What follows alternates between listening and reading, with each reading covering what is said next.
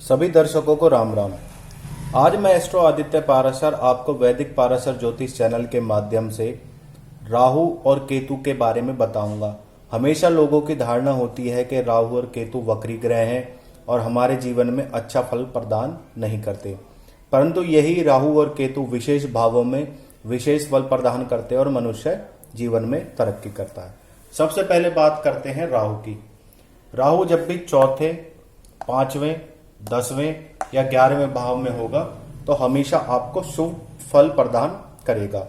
और राहु की एक खासियत होगी, जब भी चौथे, पांचवें, 10वें या 11वें घर में वह अपने मित्र ग्रहों के साथ होगा, जैसे शुक्र, शनि, केतु या बुध, और अपनी मित्र राशि के साथ होगा, या फिर राहु मिथुन राशि में 3 नंबर की राशि यानी मिथुन किसी भी भाव में उच्च का होकर बैठा होगा।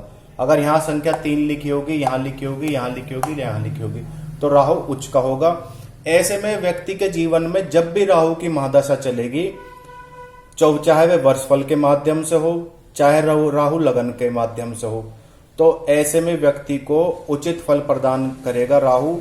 और व्यक्ति अपना मकान बनाएगा, मल्टीपल प्रॉपर्टीज बनाएगा, धन दौलत में खिलेगा, आर्थिक और सामाजिक रूप से उन्नति करेगा। चाहे वह राहु की स्थिति चौथे, पांचवें, 10वें, 11वें भाव में वर्षफल के माध्यम से ही क्यों ना आई हो, परंतु जब राहु की महादशा चलेगी तो व्यक्ति उत्तरोत्तर उन्नति करेगा और जीवन में तरक्की करेगा। चौथे भाव में राहु जब भी अपनी मित्र राशि में होगा या मिथुन राशि में होगा, जिसमें मिथुन राशि में राहु उच्च का माना जाता है, तो ऐसे व्यक्ति को हर प्रकार का सुख प्राप्त होगा, चाहे वह वाहन से संबंधित हो या भूमि से संबंधित हो। यहाँ पे राहु जब भी मित्र राशि में या उच्च का होकर बैठेगा तो व्यक्ति को संतान संबंधी सुख प्राप्त होगा।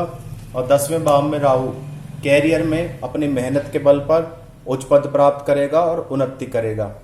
और जब भी 11वें भाव में राहु होगा तो ऐसे में व्यक्ति के सोर्स ऑफ इनकम बहुत अच्छा होगा और वह जीवन में मल्टीपल सोर्स ऑफ इनकम बनाएगा और उसके आय के साधन बहुत अच्छे होंगे। धन के मामले में कभी ऐसा व्यक्ति मार नहीं खाएगा। अब बात करते हैं केतु की।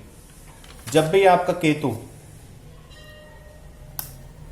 10वें, क्षमा कीजिए, जब भी केतु 11वें भाव में होगा या फिर 12वें भाव में होगा, जब भी आपका केतु 11वें या 12वें भाव में होगा तो ऐसे में 11वें भाव में जब भी केतु होगा तो व्यक्ति के आय के साधन बहुत अच्छे होंगे।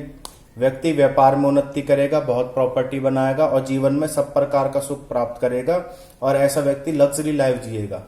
और जब भी केतु 12वें भाव में आएगा, चाहे वह वर्षफल के माध्यम से आए, तो ऐसे में व्यक्ति के जीवन में विदेश योग बनेंगे। वह एक्सपोर्ट इंपोर्ट का बिजनेस भी कर सकता है और जो अपने जन्म स्थान से दूर जाकर बहुत अधिक मात्रा में ऐसा व्यक्ति धन कमाएगा।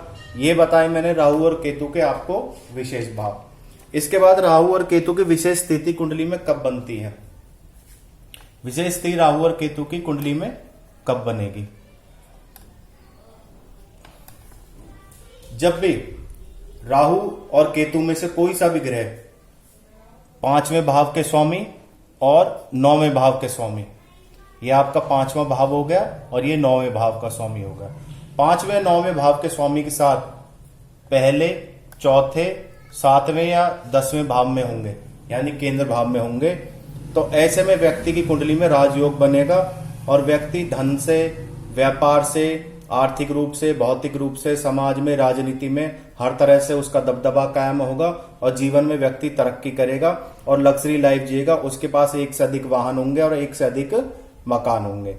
ये बताई मैंने आपको राहु की विशेष स्थिति, जब राहु राजयोग स्थिति में बनता। सपोज कीजिए यहां पर राशि संख्या लिखी है आपकी 2, यानी वृषभ राशि। तो वृषभ राशि का स्वामी कौन हुआ? शुक्र। तो शुक्र के साथ अगर राहु इन चारों में से किसी भी भाव में होगा तो व्यक्ति जीवन में बहुत अधिक तरक्की करेगा। यह राजयोग के समान माना जाता है। और शुक्र के साथ केतु भी हो सकता। राहु या केतु में से कोई भी ग्रह 5वें या 9वें भाव के स्वामी के साथ होंगे तो व्यक्ति जीवन में तरक्की करेगा। अब केंद्र यानी पहला, चौथा, 7वां और 11वां क्षमा कीजिए, पहला, चौथा, सातवां और 10वां, ये केंद्र भाव माने जाते हैं। जब इन केंद्र भावों का कोई भी स्वामी ग्रह राहु या केतु के साथ एकादश भाव में होगा, मान लीजिए यहाँ के राशि संख्या लिखी है 2, ये आपका सुख का भाव है यानी चतुर्थ भाव, इसको हम चतुर्थ भाव बोलेंगे।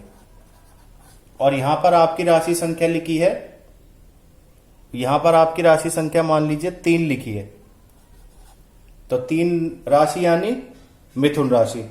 तो मिथुन राशि का स्वामी कौन हुआ? बुध। जब भी बुध राहु या केतु के साथ आपके बुध ग्रह जब भी राहु या केतु के साथ आपके एकादश भाव में होगा, तो ऐसे में भी व्यक्ति की कुंडली में राजयोग के समान माना जाएगा और व्यक्ति जीवन का समस्त प्रकार का सुख भोगेगा। दूसरी स्थिति, जब भी धन भाव का स्वामी, ये आपका धन भाव है, जब भी धन भाव का स्वामी राहु या केतु के साथ द्वादश भाव में स्थित होगा, धन भाव का स्वामी जब भी आपका द्वादश भाव में राहु या केतु किसी के भी साथ स्थित होगा, तो ऐसे में व्यक्ति व्यापार में बहुत अधिक उन्नति करेगा, उसके पास प्रॉपर्टी से अधिक नगद के रूप में धन ज्यादा होगा। मान लीजिए यहां आपकी राशि संख्या धन भाव में लिखी है, आपकी यहां पर राशि संख्या 11 लिखी है, 11 नंबर की राशि लिखी है, तो 11 का स्वामी, कुंभ राशि का स्वामी कौन हुआ? आपका शनि।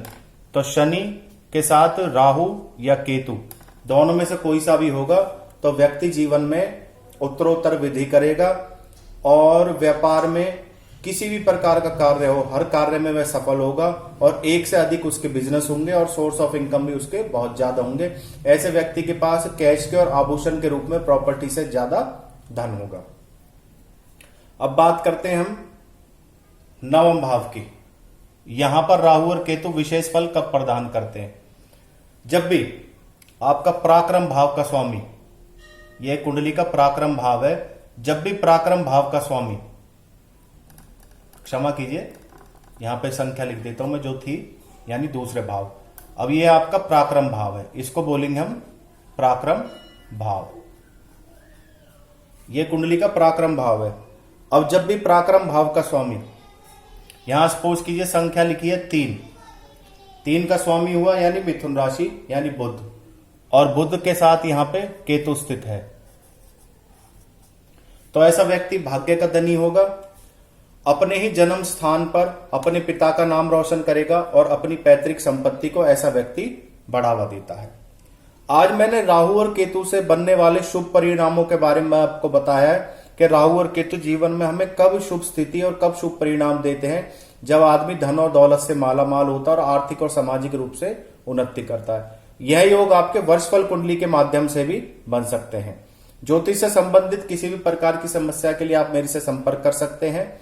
मेरा मोबाइल नंबर है 9560195419।